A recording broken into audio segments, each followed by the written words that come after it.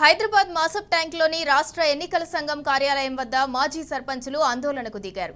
తెలంగాణ సర్పంచ్ల సంఘం ఆధ్వర్యంలో నిరసన చేపట్టారు. గ్రామ పంచాయతీల పెండింగ్ బిల్లులు చెల్లించిన తర్వాతే స్థానిక సంస్థల ఎన్నికలు నిర్వహించాలని ఈసీని కలిసి వినతిపత్రం అందించారు. కాంగ్రెస్ ప్రభుత్వం సర్పంచ్ల పెండింగ్ బిల్లులపై నిర్లక్ష్యంగా వ్యవహరిస్తోందని ఫైర్ అయ్యారు. బీఆర్ఎస్ పార్టీ సర్పంచులు ఎక్కువగా ఉన్నారని, కక్ష సాధింపు చర్యలు చేపడుతున్నారని మండిపడ్డారు. బిల్లులు చెల్లించకుండా ఎన్నికలకు వెళితే ప్రభుత్వంపై తిరుగుబాటు చేస్తామని హెచ్చరించారు. సర్పంచ్ల పెండింగ్ బిల్లులు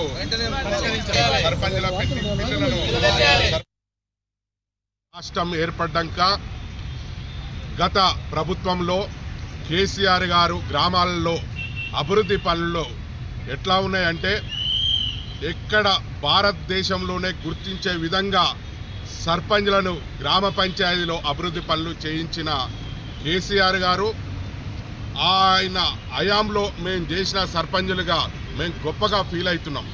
అట్లా చూసుకుంటూ పోతే మేము తెలంగాణ రాష్ట్రంలో అభివృద్ధి వైపు పోటీపడి చేసినాం.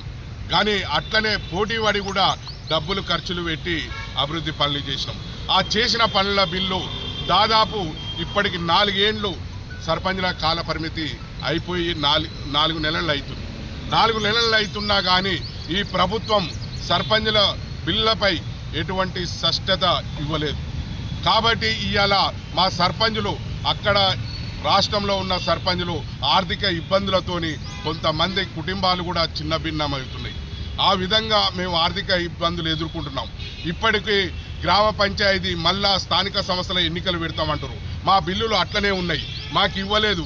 ఇప్పటికీ 4 నెలల సంది కూడా ఎటువంటి గ్రామ పంచాయతీలకు రూపాయి ఇవ్వకుండా ఈ ప్రభుత్వం కాలయాపన చేస్తుంది. కానీ అది చూసినాక కూడా ఈ ప్రజల నుంచి గ్రామాల్లో విపరీతమైన వ్యతిరేకత పెరుగుతుందని ప్రభుత్వాలు కూడా గ్రహిస్తలేదు. కాబట్టి ఇప్పటికైనా మా సర్పంచ్ల పెండింగ్ బిల్లులు ఇచ్చి స్థానిక సంస్థల ఎన్నికలు పోవాలని తెలంగాణ సర్పంచ్ల సంఘం నుంచి మేము డిమాండ్